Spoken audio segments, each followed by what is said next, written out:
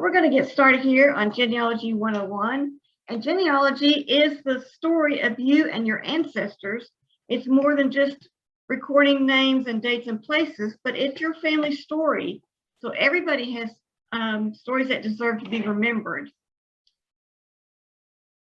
So some of the topics we're going to talk about today are basic genealogy forms, genealogy software programs, placing your trees online, the research process, genealogy resources, common mistakes in genealogy, some discovery activities for your family, genealogy on social media, DNA testing, and we'll have some questions that you can use for oral history interviews. So each of these topics could be a lesson in itself. So I'm just going to tell you some of the basics about these things. So I made an interesting discovery in my family. You'll see here this sign to a state park.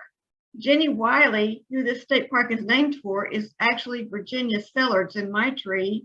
She was a pioneer in Southwest Virginia in the late 1700s, and she has an inspiring story of bravery. There's an amphitheater in the park where Jenny's story is told during the summer performances. So you never know who you might discover in your tree. And don't be ashamed or afraid to discover some scoundrels, because every family has some. But you'll probably find some very interesting people as well. So there are some basic forms that we use in genealogy to record the information. And so you can find free charts and forms on Ancestry.com. You can download these charts and forms and blank census records and fill them in. And you don't have to be a member of Ancestry to have access to these forms. The library also has access to these forms to Ancestry, where you can view and download these forms and print them out. The Collierville Library has Ancestry Library Edition on their patron computers that you can go there to access these forms. Now, this is one of the most important forms that you will use in genealogy. It's called an ancestral chart, but it's also called a pedigree chart. This allows you to record the ancestors from whom you directly descend. So there's a standard way to put in names and dates and places on an ancestral chart. You write the names in this order: the first name, the middle name, and the surname. So I've got an example here. My grandfather's name, Howard Ransom Daniel. You write the dates in this order. You put the date first, and then the month, and then the year. So here's the example: 23rd day of May, 1956. And then you write the places in this order. You'll have the city or town first, then the county, then the state, then the country. Now you'll notice when you'll see this example here, Franklin County, Kentucky, United States. You don't write the word county, actually. You just don't write it.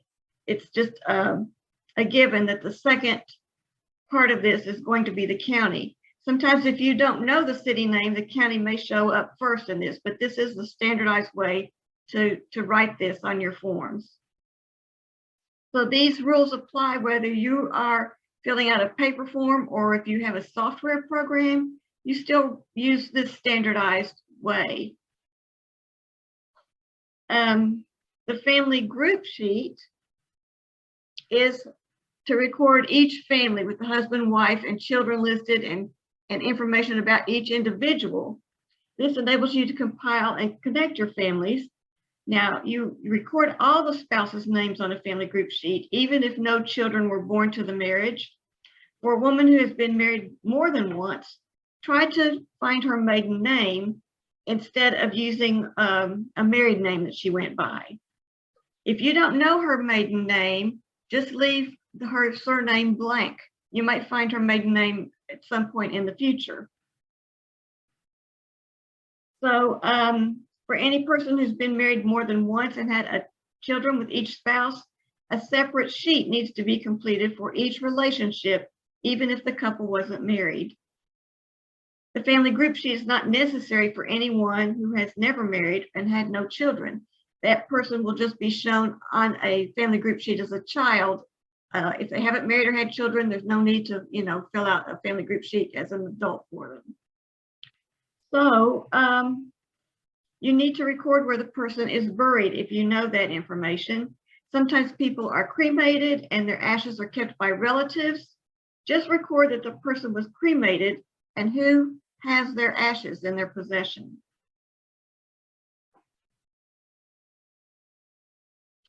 So right up here is where you would record the husband, his occupation, and his information, his vital information: born, married, died, and where these events happened, the city, the county, the state. You can write a name of a church here that he belonged to. You can write cause of death, the date the will was written or approved. Up here at the top, you can put your name as prepared by, or how you're related to the preparer who prepared this form, your address and date. You can even number these charts if you have a lot of them. You can give it an ancestral chart number, a family unit number. Here is the same information you record for the wife, all the different things, her occupation, their places for cemetery, the father and mother's names. You can put for the husband or wife, other spouses. For children, you can put their given names, their birth dates, birthplaces, and the first marriage, date of the first marriage, the name of their spouse, or if they've deceased, you can put their cause of death. So there's a lot of information, and it puts the whole family group all together where you can see it in one place. Now here's another form that we use in genealogy. It's a correspondence record form. Sometimes you might need to write to your relatives to find out about their family. You might want to know the birth dates of their children or where their mother was born or something. And this is a form that you can put the date sent and the address of the person you're writing to and their name, the purpose of your request. And if they replied, you can put that here and what results you got. Did you get the information that you asked of them? Up here, you'd be sure to put the family name that you're researching. You can fill out this correspondence record for individuals or for families. This is just a good way to follow up on your question that you've asked and make sure that you don't, write the same person and ask the same questions twice. Here is a source summary form. You can do this for a family. It's got a place up here for husband and wife. It's got a lineage chart number if you want to attach it to a specific chart or an individual number. It gives you some abbreviations up here that you can use in this form. And what you're going to use this form for is to record your research on a family. This provides a quick reference to information and sources that you have found for the family. It helps you to remember where you have already researched so that you don't duplicate your efforts. And it allows you to show the proof that you have found to verify the accuracy of your records. This is going to show you where the record was found, and that way you can always, 10 years later, when you're wondering where did you find that information, you can go back and look at this. This is a research extract form. It's not a form that you'll use all the time, but it is very useful if you're reading an old document where the handwriting is hard to read. It takes a long time to read it because you're trying to decipher the words. Anything that's going to take you a long time to read, like an old will, old deeds, or other documents that are handwritten, you might just want to take the important information from that document you're looking at and record it on a research extract form so that you can easily see what that document contains and not have to spend time reading and rereading over it again with that old handwriting. Here's another form you'll use, census forms for different census years. This one just happens to be the 1850 census form. If you find census information for an individual, You can record the page number, the state, the county, the city, the call number, or the URL where you found it on the internet, and the enumeration date. The enumeration date is the date that the census was actually taken, when the census taker actually recorded the information. So each census year, when the census is taken, is going to have different questions. And so these are the questions or information that's recorded for the 1850 census. The other years will have different things. So it asks you, like the home of every person, every home will have a number assigned to it, an age, sex, the race of the person, profession, just different things, place of birth, and whether deaf, dumb, or blind. That just happens to be the particular questions on the 1850 census. So other census will give you other information.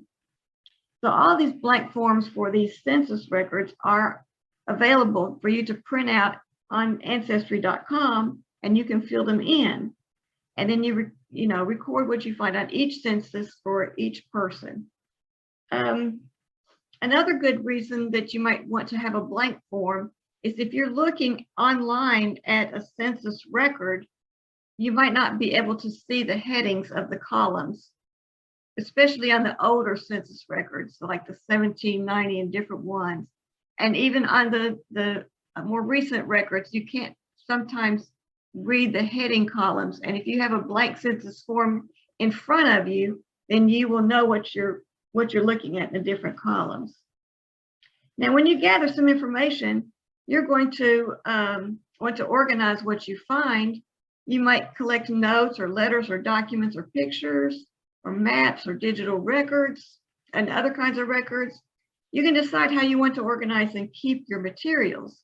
You can just have paper copies and organize them into family groups and put them in binders if you want to. You can have genealogy software. I'll tell you a little bit about different software programs that are available. You can also have your trees on online websites like Ancestry.com or MyHeritage.com. You can do one of these things, or you can do a little bit of all three of them. I have paper copies, I have genealogy software, and I have my trees on different genealogy websites. So, and each one serves a purpose to me. But you can decide what's best for you. So what you do want to do is always back up your software programs and your online digital files. And you do that with a file format called GEDCOM, which stands for Genealogical Data Communication. So if you back up your information in a GEDCOM file, you can exchange your genealogical data between different software programs and websites without having to type all your information all over again for each new program and website. So the GEDCOM format is supported by every good genealogy application. And it's really useful to make things quick and easy. You might want to share your information with family members. You would do that through a GEDCOM file, and they would need a place to put the GEDCOM file or open it up and view it with like a software program. So I'm going to give you some more information in a handout I'll have sent to you that tells you how the GEDCOM files work and how to use it and how to set it up so that you can share that information with another software program or with a person. The limitation of GEDCOM files is that it did not contain pictures or scans or images, but only links to the media, those pictures and scans or images on your computer. So that was sufficient when using multiple genealogy applications on a single computer. But if you're trying to transfer your genealogy data to another computer, you did not get the pictures or scans or images on that GEDCOM file that you have in your tree. So you had to make separate backup copies of your pictures and scans and transfer those separately. But there's a new version of GEDCOM file called GEDCOM 7.0 that was released in May 2021. And this new version will also allow you to transfer your pictures and media along with your text. Now, not all websites and genealogy software are using this new version of GEDCOM yet, but as they are updated, they're including this new version.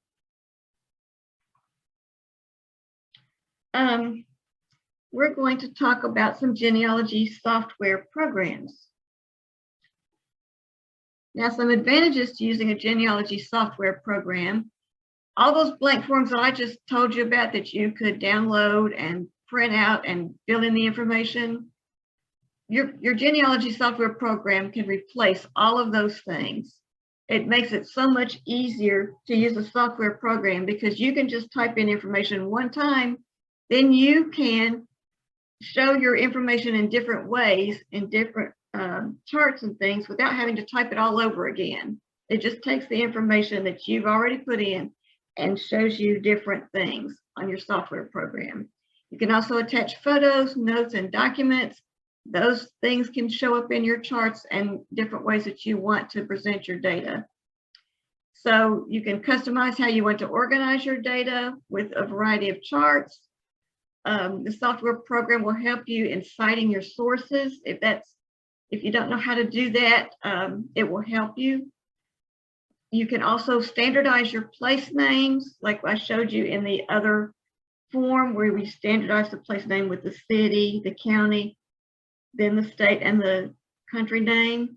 You can standardize your place names once in that genealogy software program, and they will always remain standardized. You will not have to print or type those things over and over again in a certain standard format.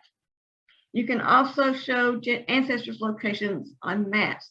Most of those genealogy software programs are going to have a map feature.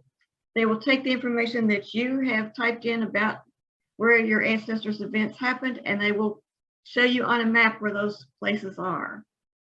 You can also print out problem reports to check your data on these software programs. I can print out a problem report that would show me if there's a problem with dates in a family, like was a child born when the mother was 9 years old, or was the parent born after the child, things that are problems that you might want to check and make sure that you can go and correct those things. The problem reports will also check for duplicate persons, so that if you have somebody, if you get a few thousand people in your tree and your tree starts growing larger, sometimes you don't realize you have duplicate persons in there. So it will check that for you. And you can back up your information quickly and easily with a GEDCOM file on the software program. And you always need to have backups. You can store your backup where you want. You can store it on a USB drive. You can store it in a different program. You can store it in an online tree. If you have your family tree online in a place like Ancestry.com or MyHeritage, then you can use your software program as a backup by syncing with that online tree. There's certain software programs that sync with certain online trees. So we'll talk about that, more about that.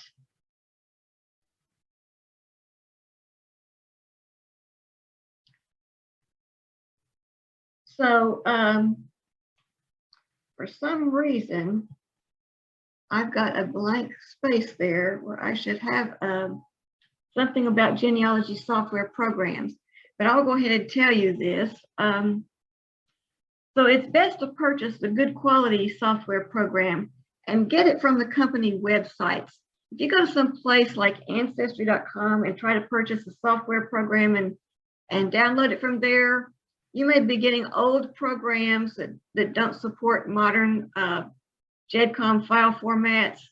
You may be getting off brands that don't work well and they don't have all the features that you need. So try to go to the company websites, and I'm going to tell you about a few of these companies that have good software. One of them is called Family Tree Builder, and the latest version is 8.0. This is a free software program for Windows. If you have a Windows computer, It's totally free. You don't have to use it with any online website. You can use it as a standalone program. You can just put the information that you find in this software program and use it by itself if you want to. It does print charts and forms. It does produce GEDCOM files, and it does a lot of things, and it's a pretty good program for a free program. But if you have a subscription to MyHeritage and you use MyHeritage to do research, and you have a family tree on MyHeritage, Family Tree Builder will sync completely, just one-click syncing with MyHeritage, and it will also provide hints on Family Tree Builder for MyHeritage hints. It only has a free version. There's no paid version of this one. If you do have a MyHeritage subscription that you sync with, you'll get upgraded features on the Family Tree Builder program. And there is a free MyHeritage mobile app. So if you use Family Tree Builder with MyHeritage, you can just download the MyHeritage app and you'll see everything that you have in the Family Tree Builder program after you have synced. Another good genealogy program to use is Ancestral Quest. Now this comes in a paid version and in a free version. Ancestral Quest Basics is the free version, and version 16 is the latest paid version. Now this is if you're using a Windows or Mac computer. Now this program syncs especially well if you're using Family Search, Family Tree. It probably is the best one to sync with Family Search. And also using Ancestral Quest, you can receive hints for Family Search and Find My Past if you use the Find My Past website. But this will also allow you to search from the program. You can search on Ancestry.com, Family Search, and World Vital Records. Now, Ancestral Quest does not have a mobile app, but if you sync with Family Search, you can use the Family Search mobile app to see what you have put in your Ancestral Quest software program. Now, another program I'm going to tell you about is one that is syncs with Ancestry.com. And all of these can be used as standalone programs. You don't have to sync with any other website or anything, but the syncing really helps. And again, it can serve as a backup for your online tree, because anything can happen to your online tree. I know Ancestry was hacked at one time and lost some data, lost some people's trees. And some of those people did not have backups and they were very upset. So this could serve as a backup for your online tree, or vice versa. If you do most of your work on your software program, but you keep your online tree for backup, it can work that way as well.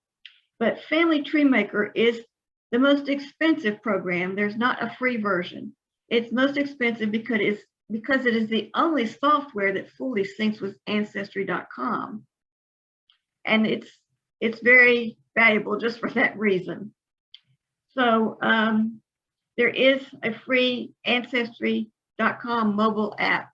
The program itself, Family Tree Maker, does not have a mobile app, but when you sync with Ancestry, you will be able to see everything that you've got on your Family Tree Maker program through the Ancestry mobile app. So depending on where you do most of your research, if you do most of your research on MyHeritage, you would want to use the Family Tree Builder, that free program. And all of this is going to be in the PowerPoint presentation that is sent to you, all this information. So if you do most of your research on Family Search, Family Tree, you might want to consider purchasing Ancestral Quest. Or if you use Ancestry.com most often, you might want to purchase Family Tree Maker to sync with that. Now you can use Ancestry.com Library Edition in the Collierville Library on their patron computers. The Library Edition cannot be used with a software program. You can put a tree on there on a Library Edition, but you will not be able to sync with anything. It's going to be on that Library Edition, and you'll have to go to wherever there's a library edition to view your tree.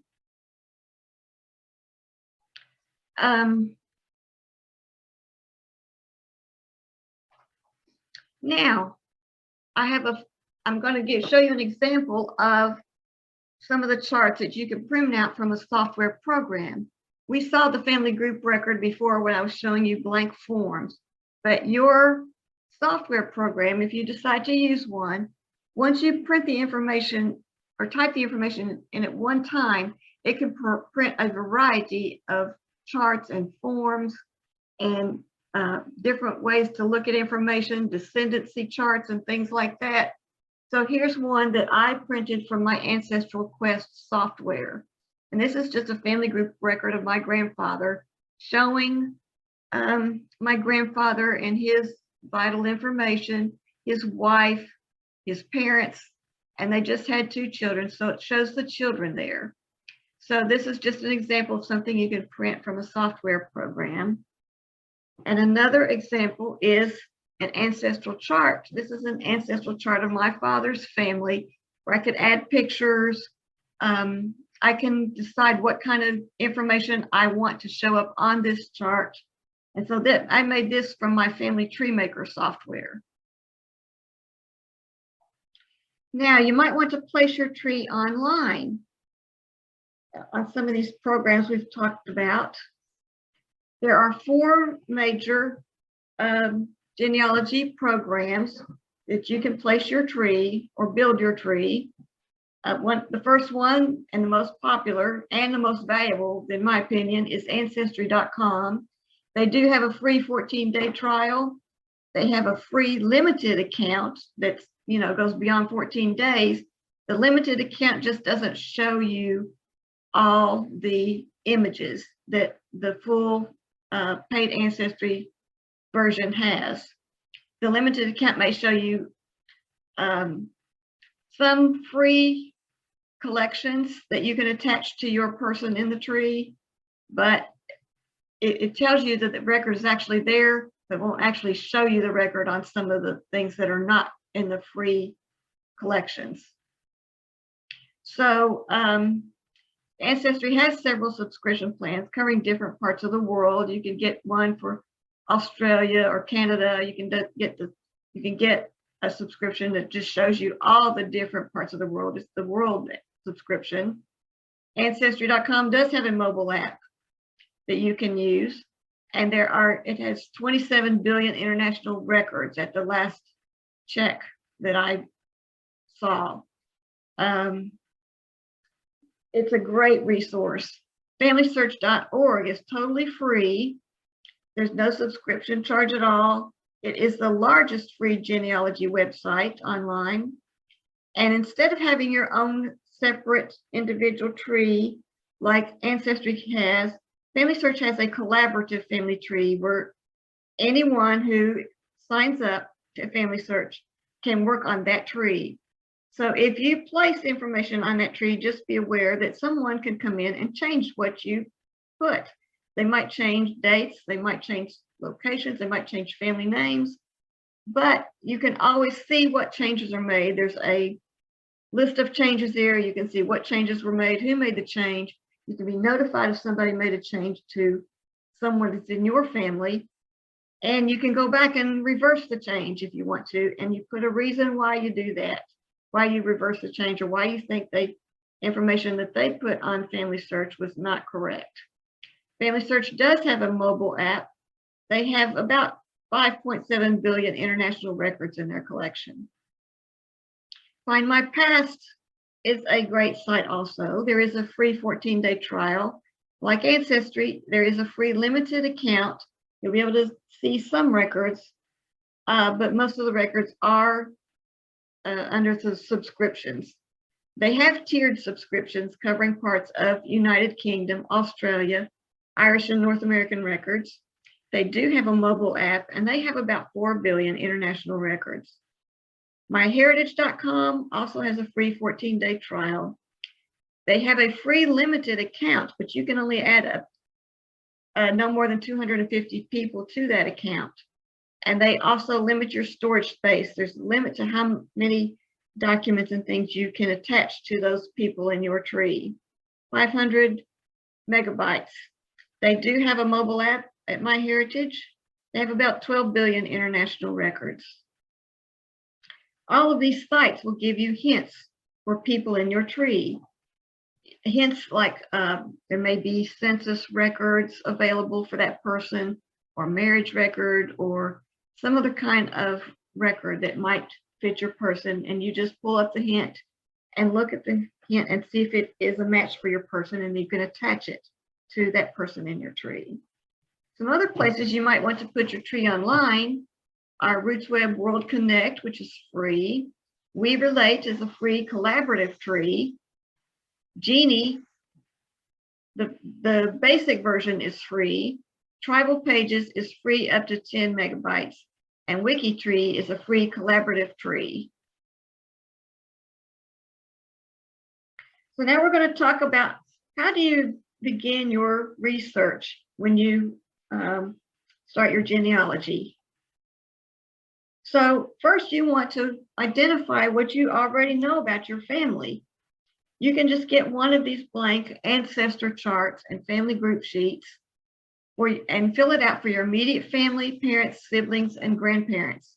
Now, the ancestor chart is going to show you like 4 or 5 generations, and you might want to try filling out everything that you know there before you start entering information into a software program or an online tree. It's helpful just to have that very basic information in the beginning, just to give you a place to start. So you'll want to talk to your parents and siblings and your older relatives to find out what they know. And you want to record their stories if you can. So you especially want to talk to your older relatives maybe first, because they may not live much longer. And when they pass away, they're going to take their stories and information with them if you don't, get it from them while they're still here. So you're going to ask about documents that your family members might have, such as birth, marriage, and death certificates, and ask if they have any pictures that you can make copies of. So you might also want to look to see if your family has any church records or family Bibles, diaries, letters, funeral programs, obituaries, citizenship records, family genealogical records. They might have already filled out some ancestor charts. Wills, deeds, newspaper clippings, work and school records, military records, family albums, all those things can be used to build a foundation for your family tree. Now, at the end of this presentation, I do have an oral history questionnaire. If you don't know what to ask your ancestors or where to get started about recording some of their information, there's some good questions on here that will help you to get started with that and help to bring out their stories. Now, once you gather some information, you look at that ancestral chart and family group sheet and to see what you already have compiled for your family. But you need to decide what else you need to learn about those family members. So if you look at your chart and you see, is the marriage date missing for your parents? Do you have the birthplace of your grandfather? Who are the parents of your grandmother? Is the information on your forms approximated? Do you have something like, well, he was born about 1856, and do you want to make that information more accurate? So decide what you want to see when you look at your charts, and then you go from there. You work from what you know back to what you don't know. You focus on one family in the beginning, then decide on the specific information you need for each family member. You get their vital information first, birth, marriage, and death dates. For each date, you try to identify where that event happened. Where was that person born? Where did they die? Sometimes you can't find that all at once, but if you have one piece of information, it can lead you to another piece of information. But do your best to have a written source for every name and date you record.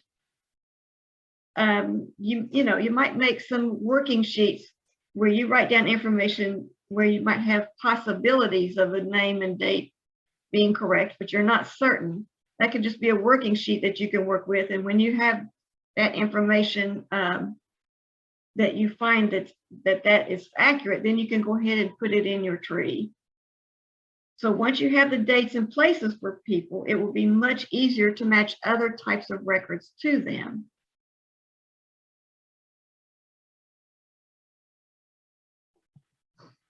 So we're going to talk about finding vital records, which are birth, marriage, and death records. You want to gather as many vital records as you can from your home and family. So most vital records are kept at the county level. So the county courthouse might be a good place for you to look for those records if your family doesn't have them. So vital records will vary by state and county. There may be different years that those counties and states started keeping records. There may be different types of records they keep that other states or counties don't keep. So the county boundaries could change. And so when you're looking for a person and looking for their vital records, you need to know a little bit of history about the county. When did they start keeping records? What kind of records did they keep? Things like that. So, and if the county boundaries changed, you'll want to know that. You'll want to know what county to look in for a certain type of record, when your ancestor was living there in a particular year. So in many counties, marriage registers were kept at earlier dates than birth or death register. And when I talk about a marriage register or a birth or death register, I'm talking about a listing. I'm not talking about like a certificate that is given to individuals, but these counties kept listings, just a full page of who got married on what date, and with the bride's name, the groom's name, and where the marriage happened, and it's just a long list. Now, county and birth and death registers may exist before the 1900s. Many times they don't exist before the 1900s. Now, birth and death certificates were usually not issued until the early 1900s. And even after maybe 1912, some counties were kind of spotty in keeping those birth and death certificates or records. So sometimes you have to go back to the registers to find that information, or family Bibles. Census records give a general idea of the year of birth. When you start looking at census records, they're not always consistent with their birth years from census to census. For instance, I was doing research for my niece recently, and I was looking at the census records for her grandfather. And of all the documents that I found for him, including census records, his birth date ranged on those documents from 1877 to 1877 to 1895. That's a wide range of birth, years it could be birth. And all those documents didn't agree. So if you have that problem, you can look at the 1900 US Census record and find they list on there a month and a year of birth. So I would say those are approximate year. And they approximate the year of marriage also on the 1900 census. But a lot of those census records are not totally correct either. So you just have to gather a lot of documents. And if I have like 5 documents and the same birth years on 3 of them, and the other 2 have different birth years, I would go with the majority, what the majority of the documents say. Now, where do you find these vital records? So after you gather records from your family, you look online for vital records. Looking online, I would do that first. That's the easy hanging fruit. It's easier than, traveling to a courthouse to look at documents. But you realize that not everything is online. So sometimes you may have to travel to courthouses and libraries and research those things. So the easiest place to find vital records are on Ancestry.com and FamilySearch.org. I find those two places to have better records than some of the other sites.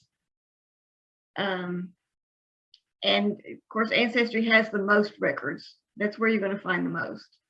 Now, Ancestry Library Edition is available to use for free in many libraries on patron computers. FamilySearch.org is available to use for free in your home. You just create a free account on FamilySearch.org to view their records. And then FamilySearch will also give you hints or clues and you point you to different records that may match the person in the tree. So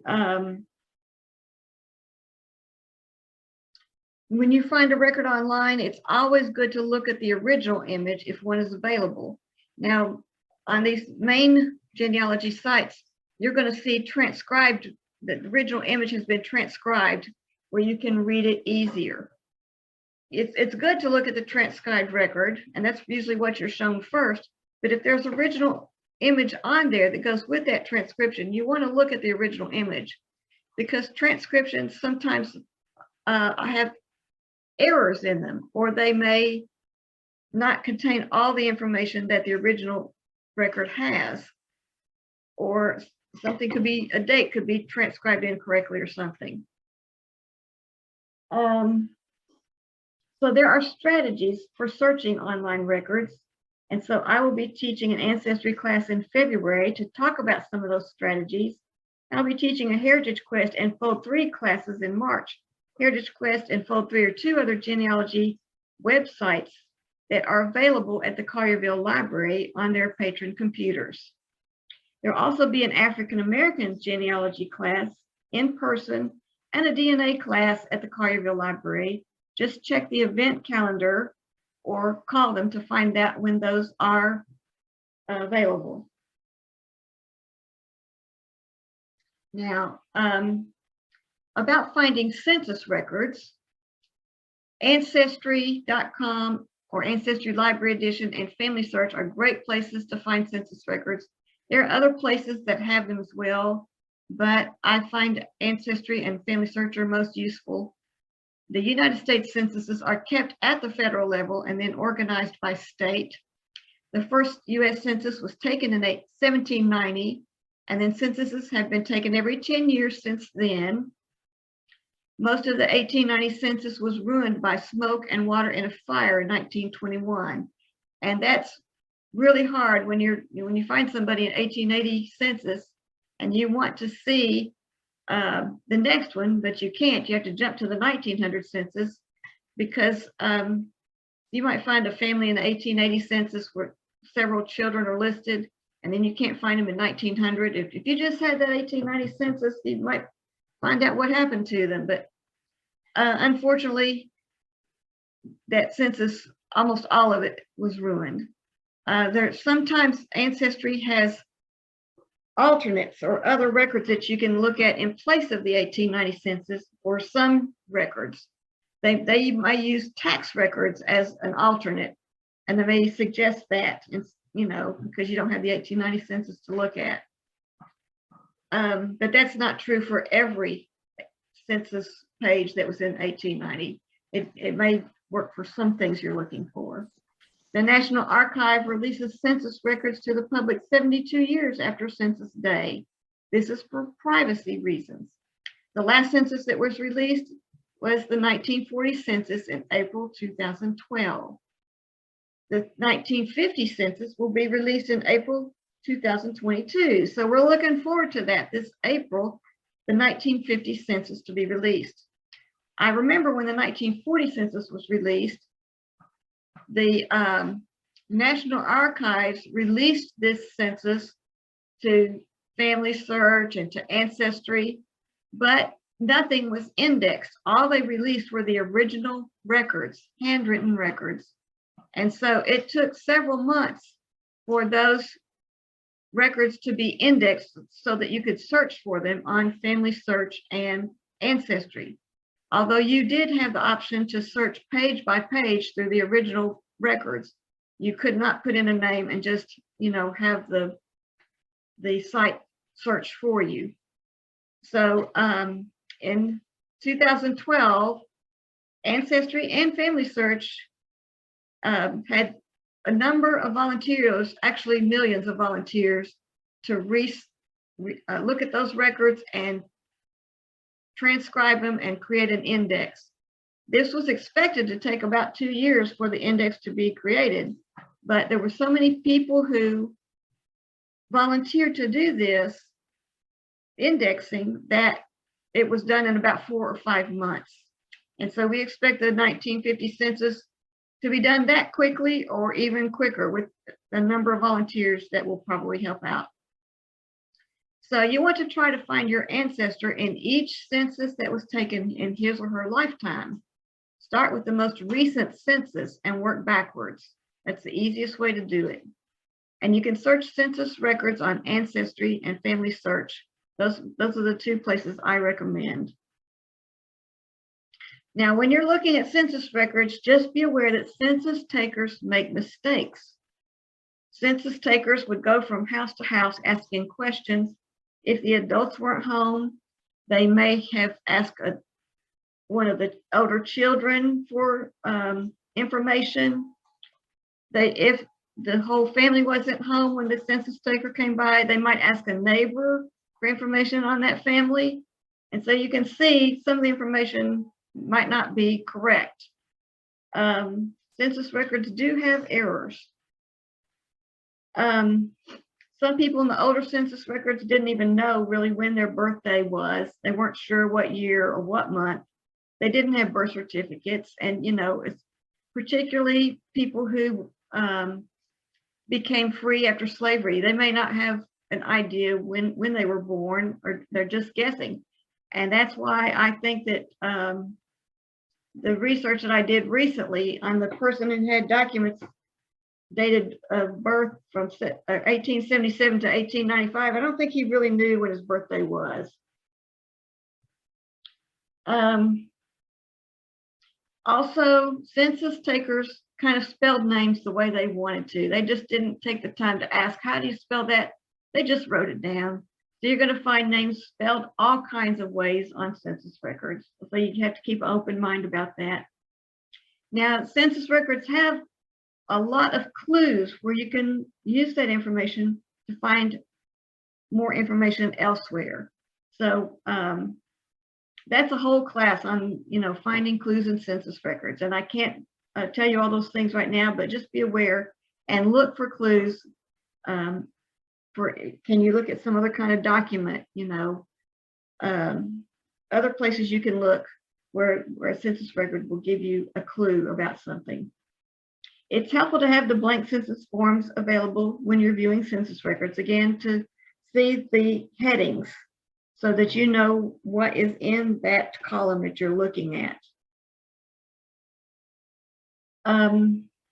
Censuses ask different questions in different years, but the 1800 and the 1810 census questions are exactly the same.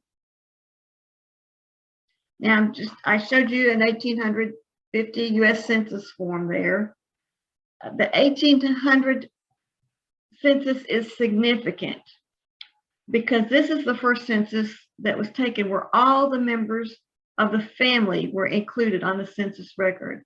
All the family members' names are shown. Previous to that, only head of households' names were shown on censuses.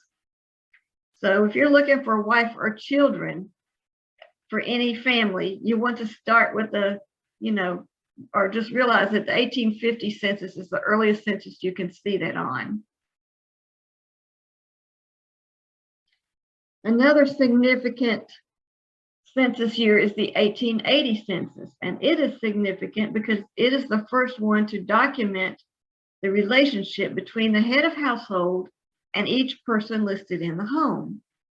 So you might, before this 1880 census, you would see who was in the household, but you wouldn't know how they were related. You wouldn't know necessarily if someone was a son or daughter or a boarder or a grandson or a servant. The 1880 census will tell you that. It's also the first census to ask questions about each person's physical and mental health. This census was also the first one to list the street name and number of each household, a person's marital status, the number of months during the previous year that a person was unemployed, and a place of birth for each individual's father and mother. And another significant census record is the 1900 United States Census Form. This census asks for the month and year of a person's birth. And like I said previously, that's not always accurate. Sometimes people don't even know the exact month or year that they're born. Or sometimes if an older child or a neighbor gave the information, they're just guessing.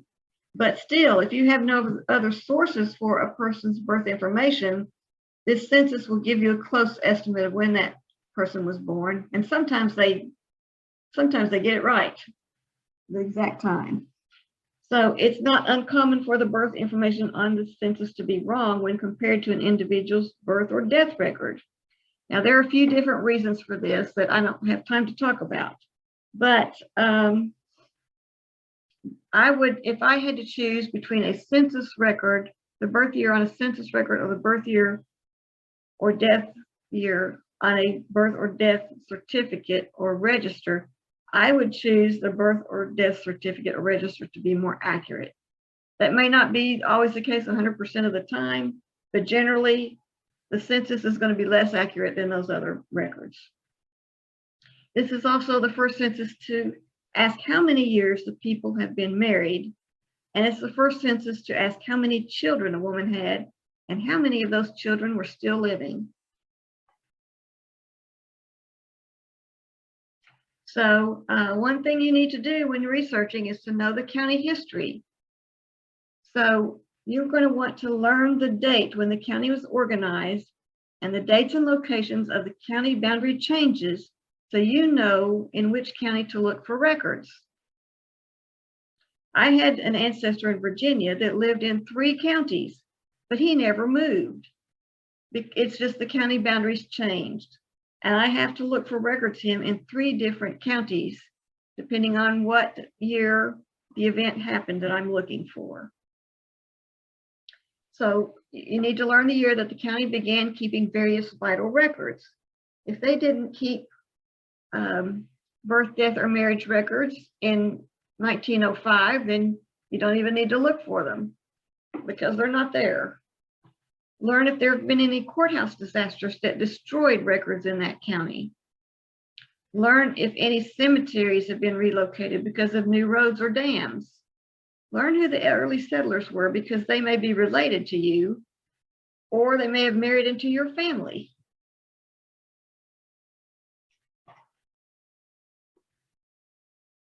Now you'll want to search for other records online besides the vital information. So when you have the vital and census information for your ancestors, you have enough information to match them to other types of records. Try searching for specific types of records other than vital records and census records on Ancestry and Family Search and see what you come up with. Your results may include pictures that other users have submitted, stories, obituaries, links to other people's trees, find a grave records, draft records, and so many other types of records.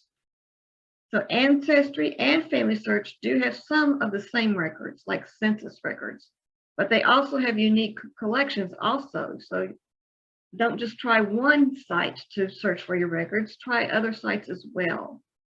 Now, there are some steps to moving beyond census records and searching for other types of records, and I will send you a handout about that. Searching for how to move beyond census records. Now, some of the places you'll say, well, where do I find all these different kinds of records? Well, I've got a chart here, the United States Record Finder. It shows over here in the left column what you're searching for. You might be searching for a birth and death, birth date and place, or marriage date and place, death place, or date or burial. This tells you the best records to search for the information. And then it also gives you alternative records if you don't have access to those best records, or if you want some additional records, you have alternative. Now the chart goes down, and also you can search for residences where people live. You can see the best records and alternative records for that. You can also search for a maiden name. It shows you what types of records you would be most likely to find a maiden name or alternative records. You might want to look for parents, children, spouses, and other family members. And there's the best records and alternative records to search. Or you might want to find some living relatives. And again, the types of records to search for that. And if you're looking for immigration records, then you need to search these best records and alternative records. You can go on a website like Ancestry or Family Search, and they have like a catalog of their collections, and you can search specifically for immigration or immigration and naturalization and citizenship records. So you just, instead of searching all types of records at once, you can search on those sites for specific information in specific time periods. You might be looking for a city or country of foreign birth. They also have international records if you have the subscription, or if you're looking on the Ancestry Library Edition, they have international records for other countries and cities. Family Search has a lot of international records. It's a great source. Now, if you're looking specifically in the United States, you want to find nationality or ethnicity, occupation, religion, social activities, physical description. It tells you what kind of records to look for. Particularly for physical description, the World War II draft registration records includes a physical description on the back of the record. So be sure not just to look at the front or the first page of that record, but also the back page.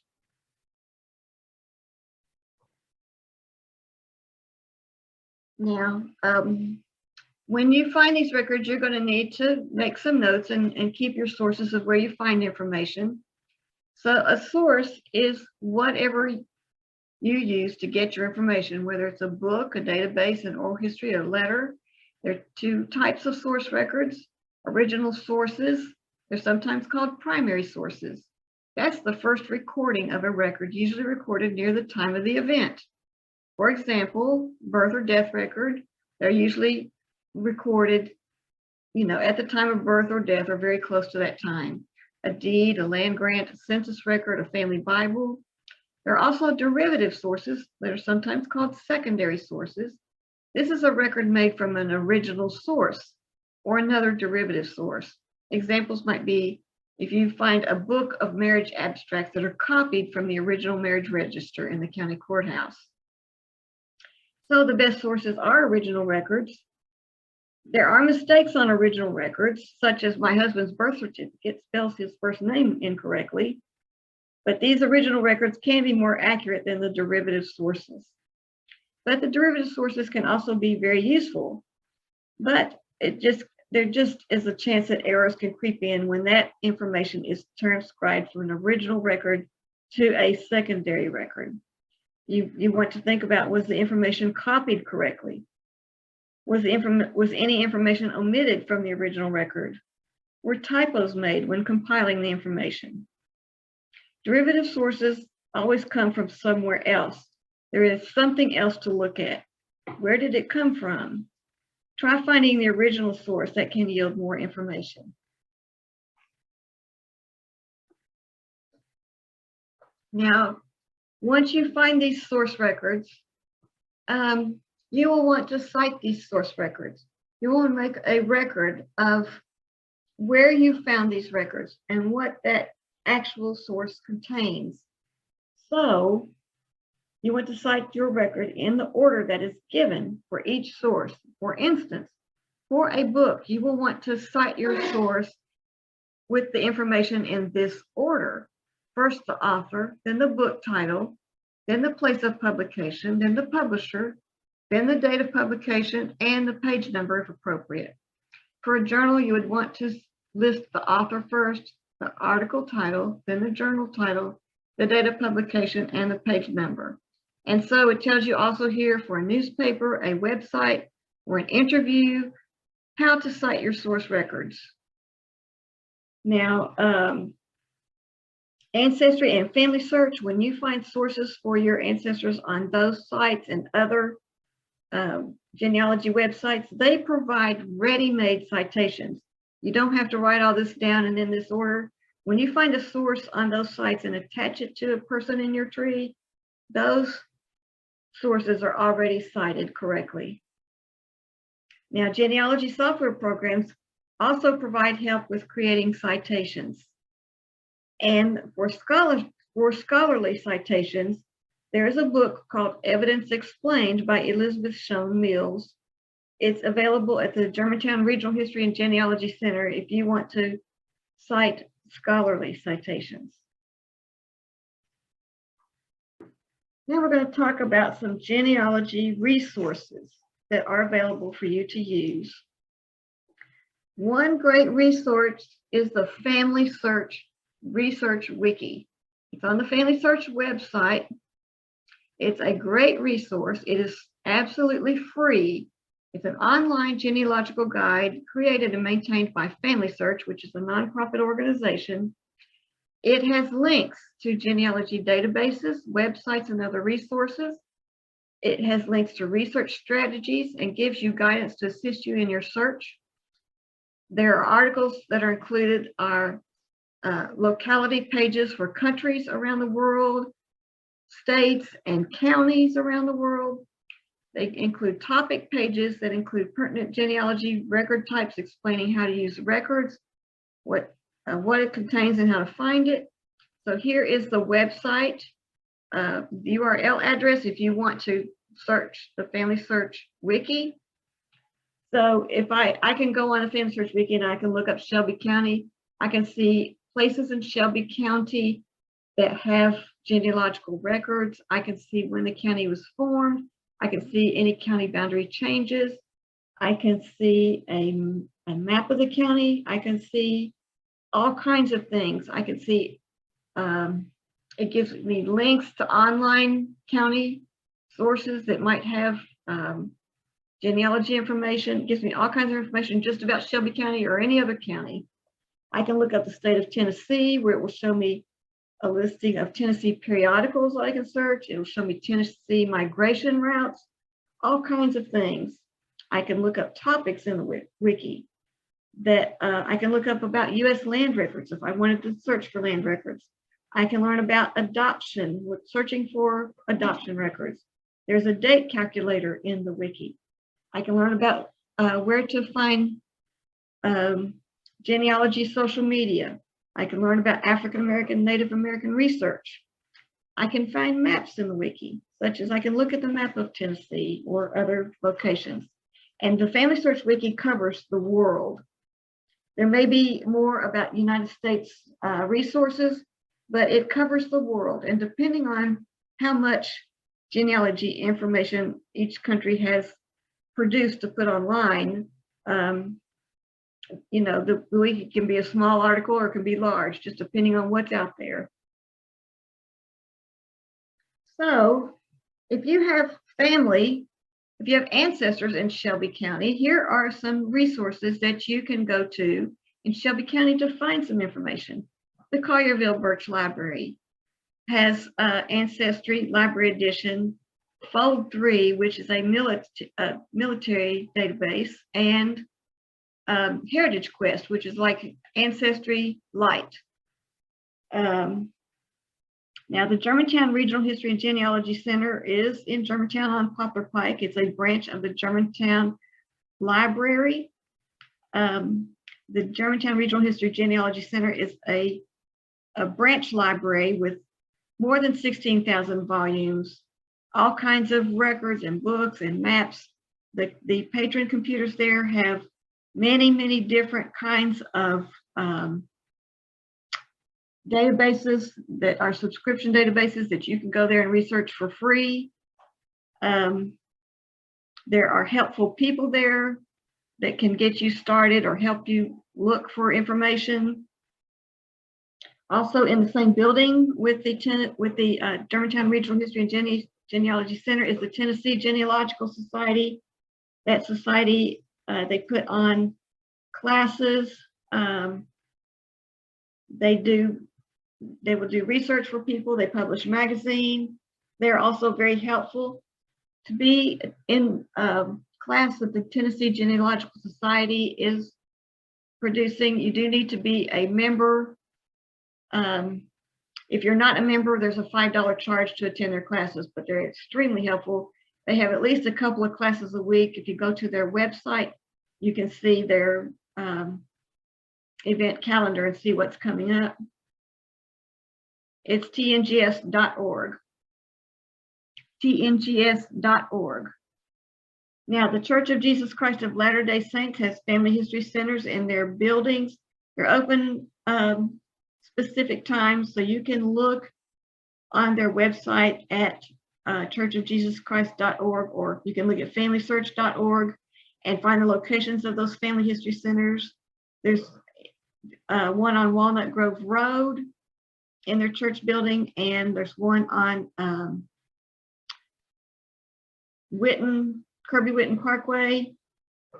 Now, there's also some libraries that are certified affiliate libraries of the Church of Jesus Christ of Latter-day Saints Family History Centers, and the Germantown Regional History and Genealogy Center is one of those affiliate libraries.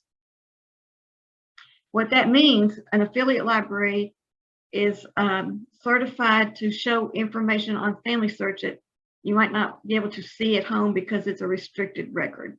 Some records are under copyright. Some records, the owners have not given permission to show them publicly. But if you go to one of these family history centers in the church or to a certified affiliate library and get on family search, then you may be able to see the record in those locations. The Memphis Public Library has a Memphis and Shelby County room with lots of genealogical information. The University of Memphis McWhirter Library has a special collections department where there's a lot of Shelby County history, old newspapers and things, lots of information there. The Shelby County, Tennessee Register of Deeds and Archives. It's near Shelby Farms. I can't remember the name of the road, but they have lots of old birth and death records and information on county history and individuals. The Shelby County Health Department Office of Vital Records. They keep the newer birth and death records there, and when they reach a certain age, they're transferred to the Register of Deeds and Archives facility. So there's lots of places you can look in Shelby County if you have ancestors that lived here. So those are some places that you can go here, and there are things that you can look at online. The Shelby County, Tennessee Register of Deeds and Archives, they have a lot of birth and death records online for you to look at, as well as deed records and things like that. You can go online there. They also have city directories, and you can find a lot of good information in those. Now, there are other local resources here, such as lineage society groups, such as Daughters of the American Revolution, Sons of the American Revolution. They keep genealogical records to prove their membership in those organizations, and they can help you with research. There are also county courthouses and libraries where your ancestor lived. Wherever your, whatever county your ancestor lived in, check the courthouse, check the library. Some of those more urban areas, those courthouses and libraries may have put information on their websites, such as birth and death records. Some of the more rural areas do not have that access online to those records yet. So genealogy experts believe that you're not going to find more than 10% of the world's genealogy records online. That means you'll have to do some research the old-fashioned way. So even though there's a ton of information online, and more is coming online every day, Family Search and MyHeritage and Ancestry, they add millions of new records every month. So check back often. But still, 90% of the world's genealogy records are not online. So just remember that when you're doing research. You have to do it the old-fashioned way sometimes. So here's some free genealogy websites for you to explore. Archive.org, US GenWeb, Chronicling American Newspaper Collection, that's from the National Archives. Cindy's list of genealogy sites. Cindy Ingle started this website, and she has just a tremendous list of genealogy sites and links to those sites. And they're organized by category of what kind of things you're looking for. And you can just click on the link and go to that site. Find a Grave, if you're not familiar with that, it is a website where volunteers have gone around to different cemeteries and transcribed the information on tombstones and place that information on Find a Grave. Sometimes you can find, you can search for cemeteries by location. You can search by individuals. You can search the entire website by just looking for individual name and then the location. Sometimes you can find biographies on there of people or names of other family members. RootsWeb is another site. Billion Graves is similar to Find a Grave. It's just recordings of tombstone records on graves. Ellis Island. You can also find online searchable death indexes and records. For instance, I've got a lot of my family lived in Kentucky for generations, and so I searched the University of Kentucky death index and records, and it's really great. Tennessee Electronic Library is also available. It's called TEL for short, TEL. They have a genealogy section on there that can give you some information. Now, when you're researching, you want to avoid these common mistakes that people make when they're first starting out in their research. Even some, people who've been researching a while still make some of these same mistakes. So I want to point them out, some pitfalls to avoid, because these guidelines will save you many hours of correcting and rethinking your work. So a lot of people don't even know how to spell the word genealogy, even when they've been researching a long time. So look at these two spellings and you decide which one's correct. If you think it's the bottom spelling, you are correct. It is spelled with an A in the middle of the word instead of an O, but you'll see it written both ways a lot of times. Okay, another thing, especially I started researching at 22 years old. I had no mentors then. There were no genealogy websites available at that time. There were no YouTube videos or classes to take. And I'll tell you that I made every one of these mistakes myself because I was just starting out on my own. I didn't have any guides to read or anything. So I know all about all of these mistakes from personal experience.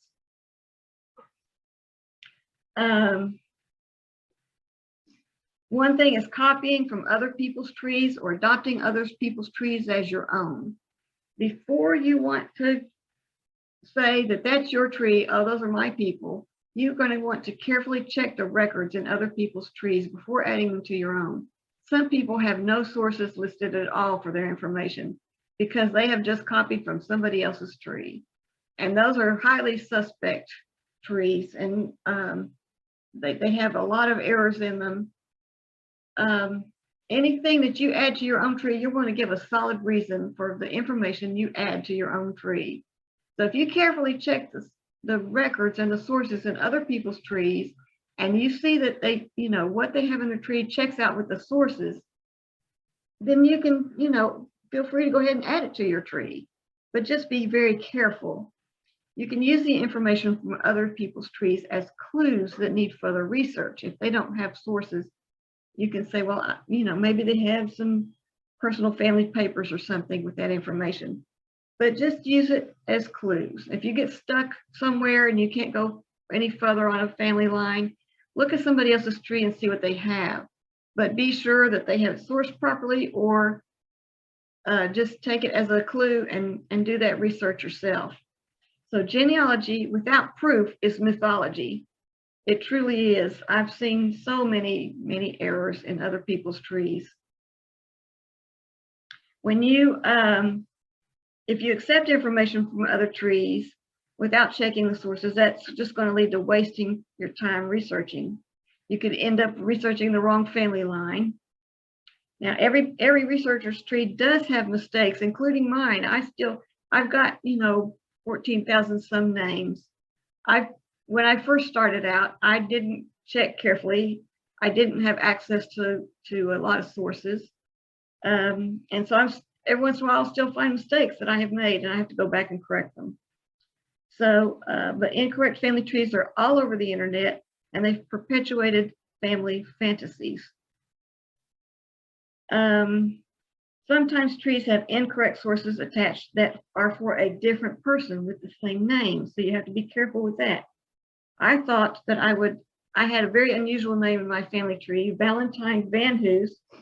I thought I would never find anybody else with that name, that every source that mentioned Valentine Van Hoos would be for that person, but I was wrong.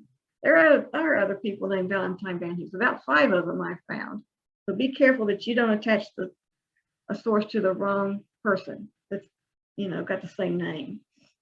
And if you keep a research log, you can write down where you find information. And if it's unproven, you can write it on a research log. And then when that information is proven, then you can add that to your tree. So another mistake people make is failing to document your sources. By citing your sources, you will always be able to prove the accuracy of your research. By citing your sources, you will know what sources you've already searched, so you don't duplicate your efforts. Citing your sources helps you to know if you have jumped to conclusions. So if I find a piece of information and put it in my tree, 10 years later, I may wonder where I got that piece of information. If I have cited my sources, I will know where I got it. I can go back and look at it if I need to. Citing your sources lets you know what you still need to look for, such as a missing census record. Citing your sources, as you string together your citations, it starts to tell the story of your ancestor's life. You can see if there's conflicting information, which could indicate that you have the source attached to the wrong person.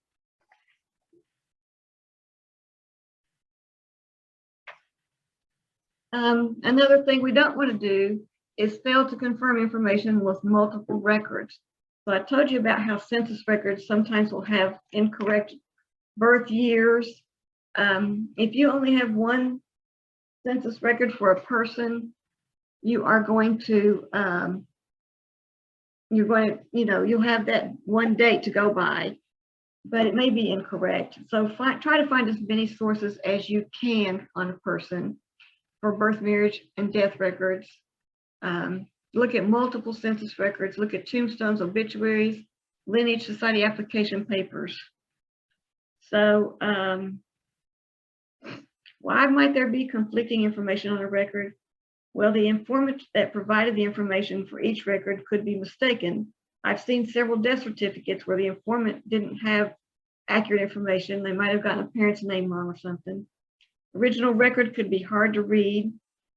The transcription of the record could be incorrect. And when records don't agree, go with the best available evidence. So also don't ignore your ancestors' siblings.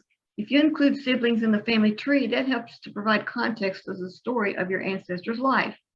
Knowing who the siblings are can help you decide if a source record is for your ancestor or for someone with the same name. If you don't know who your ancestor's parents are, the records of the siblings may provide that information. Also, sometimes we jump to conclusions. We don't want to assume that records with the same name in the same location must be the same person. Carefully check your source records, dates, and family members to identify separate individuals. Assuming families with the same surname who live close together are related. That's what some people do. But I had in my tree 2 Daniel families living in Essex County, Virginia in the late 1600s.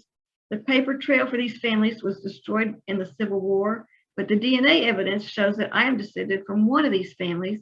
The DNA evidence also shows that the other family living nearby with the same surname were not related to my family at all. And also, I had 8 men living in Johnson County, Kentucky, who all had the name of James Daniel, and they were all living at the same time. So I can't jump to conclusions and say, oh yeah, that's the right James Daniel. I had to be very careful about identifying which James Daniel lived in which family. Another thing that people make a mistake with is trusting everything they see in print, whether it's online or in a book. If it's printed in a genealogy book, it must be true, right? No, I've never seen a genealogy surname book that didn't have errors in it. Use the information from published surname books as clues that need further research. Carefully evaluate any sources that may be included. The same thing is true of online materials. So another error is claiming descent from a famous ancestor or a full-blooded Native American without proof. Many families have family legends that go back generations that have been told time and time again. My dad told me that my great-grandmother was a full-blooded Cherokee Indian. That wasn't true. That was just a story handed down to him. Each generation gets, and here's a story that gets a slightly different version. Check it out before you pass it on to the next generation. In my case, my research and my DNA test showed there was no Native American ancestry at all. So when you purchase mass-produced family crest and coats of arms or generic name origin books, you have to realize that coats of arms were granted to specific individuals, not a specific surname. So there's a coat of arms that might have been to a specific person with that surname. But there's really no such thing as a family crest or family coat of arms. They were for individuals. There are some companies that will sell you a family crest or coat of arms for a specific surnames, but those items aren't the real thing.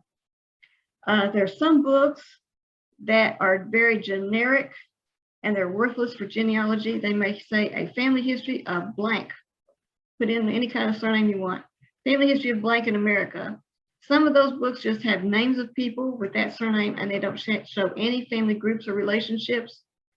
There may be legitimate books that have a title similar to that, but you just have to be careful what you purchase, especially if you're just buying it off the internet and you don't know, you have no idea what's inside. You don't want to buy just a book with a list of names and no relationships. So, be aware that when it comes to old documents, spelling doesn't count. I have a Kennard family in my tree, and you can see all the different ways on this slide that the Kennard family has been spelled in records that I have collected. Also, the Van Hoos name. Sorry. Hold on. Van Hoos name was spelled different ways in records. Census Records just spelled the name any way they wanted to, or even people who filled out official government documents spelled the name incorrectly. So be aware of nicknames. If you see a name named Polly, that could be a nickname for Mary. If you see a nickname Peggy, it could be a nickname for Margaret, Betsy for Elizabeth, or Sally for Sarah. Even a nickname Fonnie can be for Alfonso. There are abbreviations for names. CHAS for Charles, and a weird one is JNO period for John.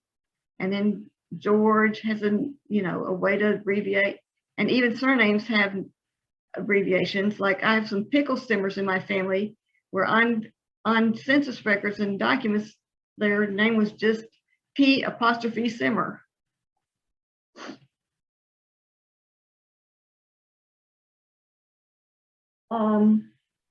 So your ancestor may not have been literate and may not have known how to spell his name. So there are different reasons why surnames aren't spelled correctly. Also, when you start working on your genealogy, start with yourself and work backward in time. If you try to do it the other way around, like starting with Daniel Boone and try to work back to yourself, you're going to get off on the wrong track. And start with what you know and begin with the information that you have at home. So be aware of some errors that you might make when you record information. Wearing blinders means not seeing obvious mistakes. Look over your family group sheets and see if they make sense when it comes to dates, relationships, and places. Was the mother really 9 years old when her first child was born? Was the father really 15 years younger than the mother? So this is where using software, genealogy software, can help you with things like this. You can put in your information and then you can just print out a problem report, and it will show you things like this that don't make sense, that will help you to correct these mistakes. So also, we talked about collecting family stories from your elders before they're gone. They know a lot of stories. They can identify unknown people in pictures. Most of them are happy to share what they know.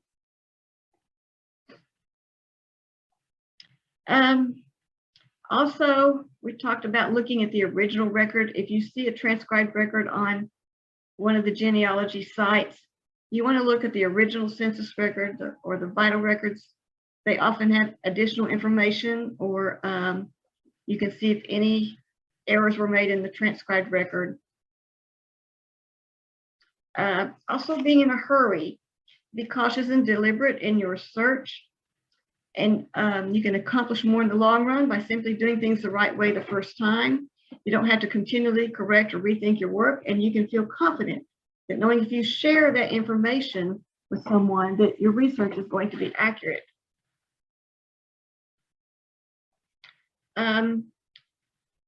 Some people try to trace their ancestry back to Adam, and you'll see that some of this on the internet. They say, I've traced my family back to Adam. But here, Mr. Robert C. Gunderson, who works for the Church of Jesus Christ of Latter-day Saints Genealogical Department, said, in 35 years of genealogical research, I have yet to see a pedigree back to Adam that can be documented. By assignment, I have reviewed hundreds of pedigrees over the years. I've not found one where each connection on the pedigree can be justified by evidence from contemporary documents. In my opinion, it is not even possible to verify historically a connected European pedigree earlier than the time of the Merovingian kings.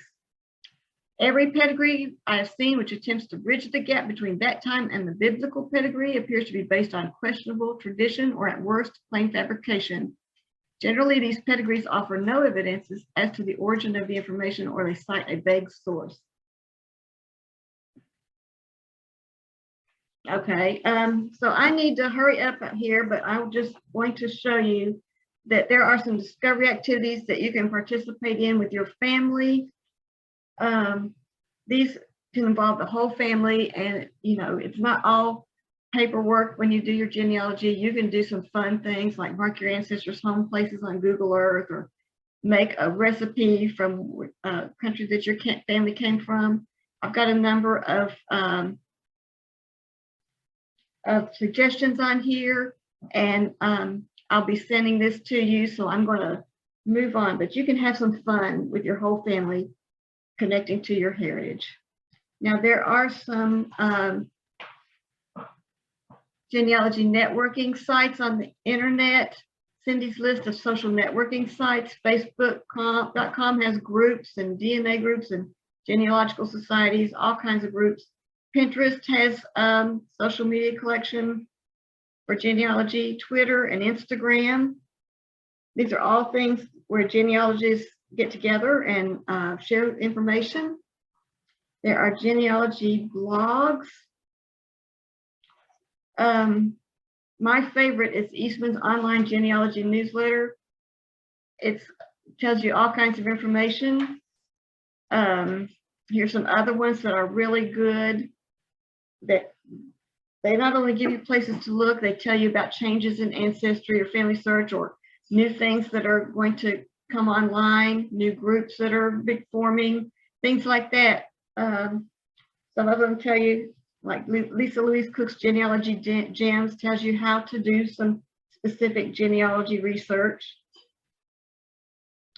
There are sites where you can go on and learn about DNA testing. There are different kinds of DNA tests that are done for genealogy research. The autosomal DNA test is one that Ancestry uses, and MyHeritage and a lot of sites use that. This one will show you some current, it'll match you to some current living family members, also some cousins, and they go back to help you identify ancestors in the last 5 to 7 generations. The Y DNA test is just researching the male line of a family. So I had to have my brother do a Y DNA test, and it shows the genes that are carried from father to son. And so that way we were able to determine how we were related to some other Daniel lines, but not others that we thought we could be related to. Now the X-DNA is not tested very often, but it gives you some information there, what that means, what kind of test that is. Also, the mtDNA test is testing for your mother's line. I didn't find the mtDNA test to be very useful. It has to be backed up with a lot of paperwork and research. It was not nearly as useful as the Y-DNA test to trace the male line. Now, Family Tree DNA is one of the major DNA testing companies. They provide testing kits for Y-DNA, the father's line, mtDNA for the mother's line, and autosomal, which is called Family Finder, which is what Ancestry and MyHeritage use. So it tells you here about joining Surname Project after you have a DNA test done. If you have a Y-DNA test for the male line, you can join a Surname Project study, and it will help to link you to other people who have had that a DNA test with similar results that you have, and that way you can have some more help to trace your family history and see which exact line you come from. So now here's some other DNA testing companies. 23andMe, it tells you on this slide what kind of tests they do and what kind of results you might anticipate from taking each one. Ancestry DNA, Living DNA, MyHeritage DNA. And you'll be getting all this information when this is sent to you. So we have some oral history questions here. I thought that the questions from the Find My Past website were really good, so I put them here for you. And if you ask your elder family members these questions, that you'll get them talking about some of their stories and their traditions and all kinds of things. This is a really fun activity to do, and it's good to record them if they will allow that. Record this. We have a lot of recordings from my husband's grandmother who told all kinds of wild tales and stories about the family, and it's really fun to listen to. So now we have questions and answers, and I'm going to open this up and unmute the people. If you have any questions, I'm going to start the video here. So do you have any questions? Yes? Okay.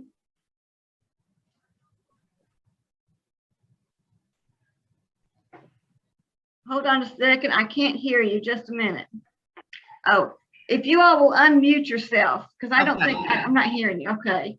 Right. I think I did it now. Oh, I was just checking, looking up online, just general stuff about like George Washington's birthday, but it threw out something I never thought of. Was back in the 1700s, the change from the Julian to the Gregorian calendar and the discrepancy of birth dates a little bit, especially if they are, I don't know if birth records, family Bibles would be more accurate, and then if they died under one calendar, and born under one calendar and died under the other, like George Washington was, how much leeway do we have, or is there a way to calculate? You don't know. I would think the death, like on a gravestone, would be you know, more You know- accurate maybe than their birth date. You know, anyway, that's the essence of my question. I would to find How do out about how to calculate that, I would go to the Family Search Wiki and look that up, that topic, and it will tell you exactly how to do that. The Family Search Wiki. Maybe just one of those little asterisks by the names and note taking. Yeah, and You know. you know, back in there weren't many records kept on paper back in George Washington's time. So, but when you start finding paper records, most of those are going to be with our current system of dating. It's probably going to be, you know, way back when they didn't even keep a lot of records where you find that. But and you can just, you know, even Google it or look on Family Search Wiki to find out how to calculate that. It was just an interesting thought I had never considered before. Right, and a lot of people don't even get back that far to even worry about it, but you know, some do. So it's a good question. I shouldn't be concerned with that. I should be doing my generation and my immediate previous generation. According to what you're saying. Right. Start with stuff and go back. Right, because you know, I was told I was related to Daniel Boone, and when I worked my way through, I saw no, somebody made a mistake. That wasn't accurate. That, you know, the way they were saying. So it's best to work back from yourself, work from what you know to what you don't know. Any other questions? Did you say Fold 3 is available for free at the Collierville Library? It is available for free there, and it contains a lot of good military records. It also contains some memorials that people have placed on there about their ancestors that were, you know, served in the military. Fold 3 is going to be available at the Collierville Library, I believe, for another year. And then I think they're planning to get rid of it, but you will still be able to use Fold 3 at the Germantown Regional History and Genealogy Center. They will have that available once Collierville doesn't have it anymore. What about tribal pages? Where can I use that? You just have to go on the internet to find that. Okay. Yeah, you just look up tribal pages on the internet. And I don't remember if they're a subscription site or not. Okay. Any other questions? Well, I appreciate your attendance here today. I hope that you learned something and that you have a good journey on your family history research. And just be sure to look at the other classes that are coming up on the Collierville Library calendar on the website, because I'll be doing a few more, and there will be a couple more genealogy classes that someone else is doing. Those are going to be great. So be sure and do that. Is there a listing of what's going to be offered somewhere? Or is it?